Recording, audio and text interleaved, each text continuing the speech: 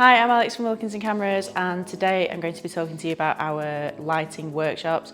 We run beginner and intermediate lighting workshops at our Liverpool and Carlisle stores with Simon Burfoot, aka the Light Doctor. And today I'm actually going to do a sort of taster of our beginner workshop, because although you've seen me present lots of review videos and you hopefully know that I can use a camera, I don't know the first thing about lighting. Lighting scares me. I don't know what the numbers mean. I don't know how to get flattering lighting models. Working with models I find a bit scary because I've never done it before. And I'm going to show you what somebody who doesn't know anything about lighting can do once they've been on one of these workshops. At the moment they're only £99 for a full day session with a model. We've got Ella with us today.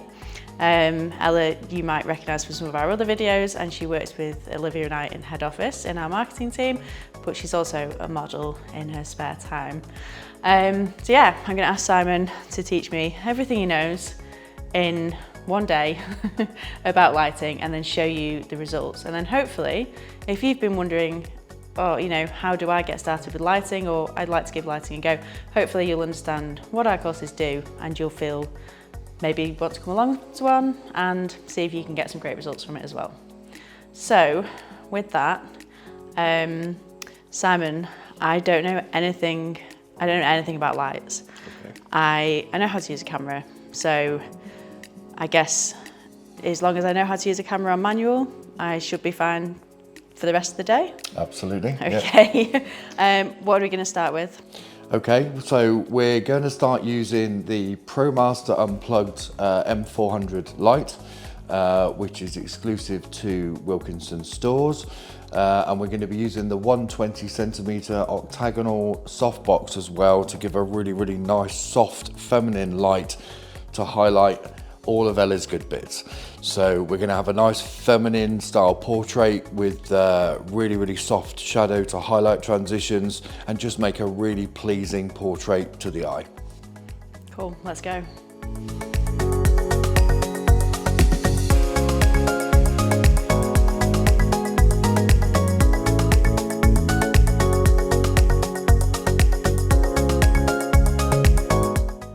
But it just adds that extra level. We're now illuminating the subject within the image. Yeah. If you want to light the background, well, we light the background separately. Yeah. Every modifier is doing one job, but I think you'll find that's a lot more artistic. Yeah. It's a lot more creative, and it really makes, because we've added contrast, we're making the outfit pop as well. Yeah, I'm going to show you. Obviously we're going to put these on the video anyway. Oh, I love those. See?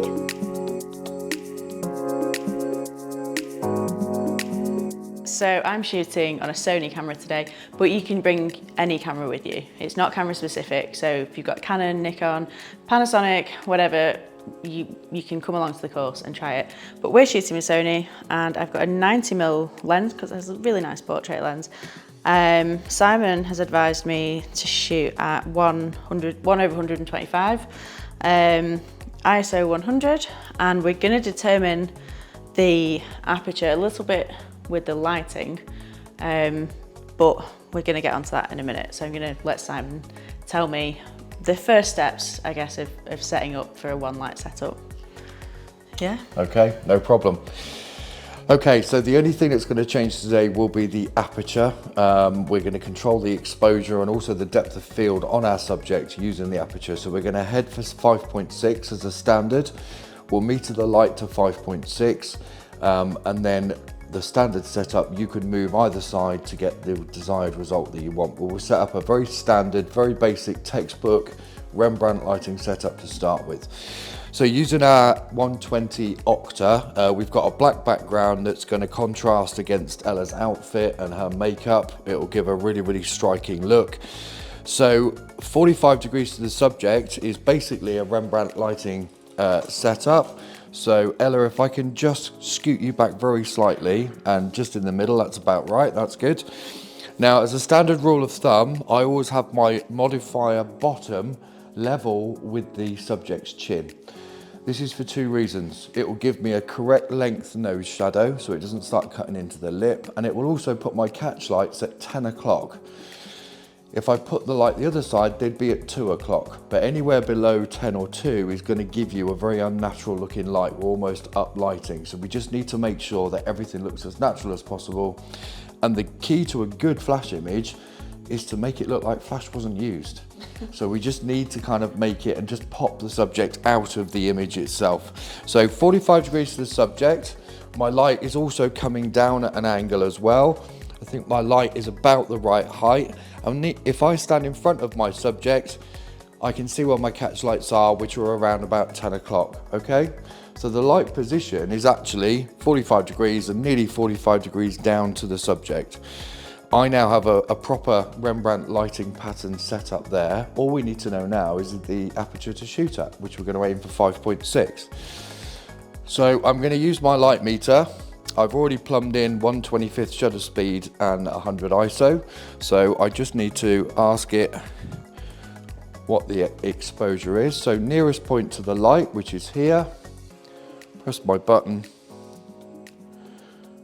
And we're on 5.6 and 8/10. So we're 2/10 away from f8. I just need to bring the exposure down very slightly on the back of my light, pop it to dump the power, and let's do another.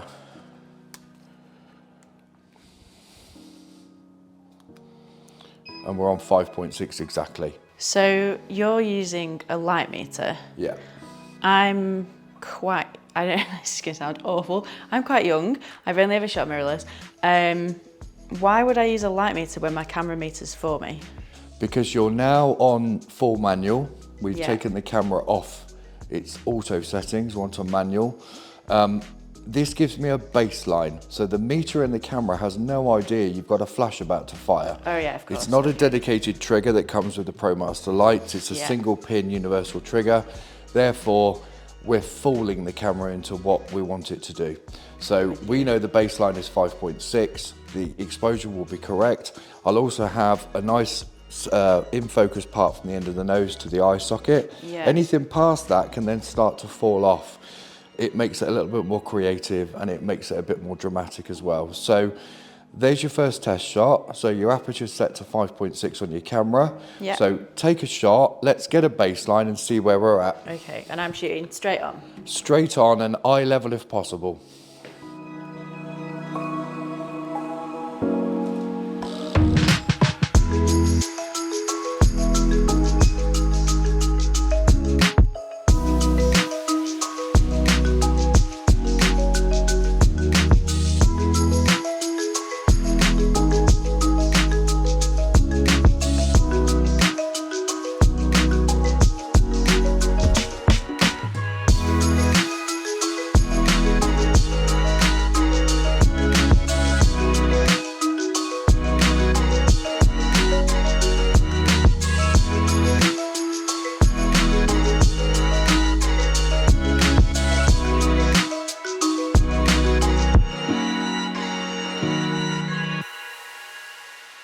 I've got some really good images from today, even better than I expected. And studio lighting is easier than I ever thought it was. I think it's scarier than it needs to be, and that's what this course is designed to do, is to make it not scary.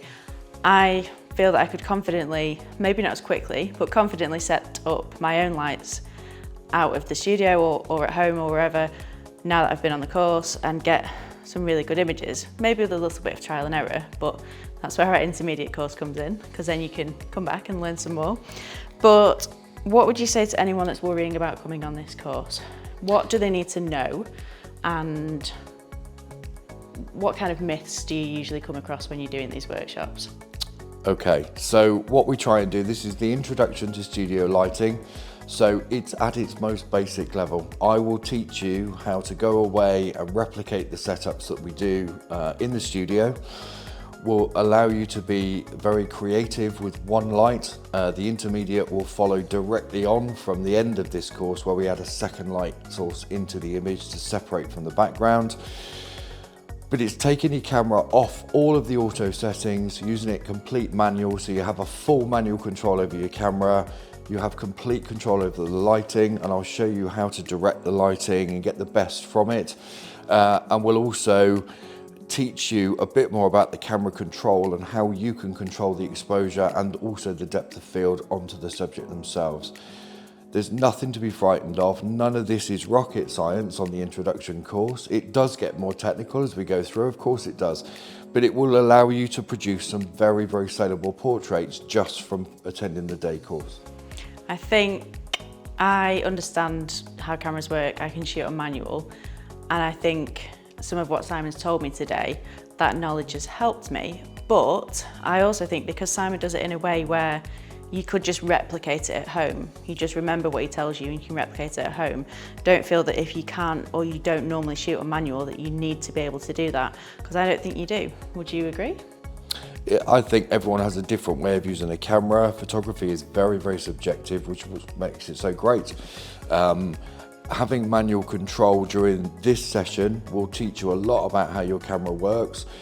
And we know we've got customers that come in, buy cameras, and they never take it off auto, wasting the ability of the camera also. So we just need to make sure you've got full control over it, but it's up to you whether you shoot outside on aperture priority, shutter priority, auto, or manual. But once you start gaining a more knowledge of control of your camera, the easier photography becomes. So. Yeah, 100%.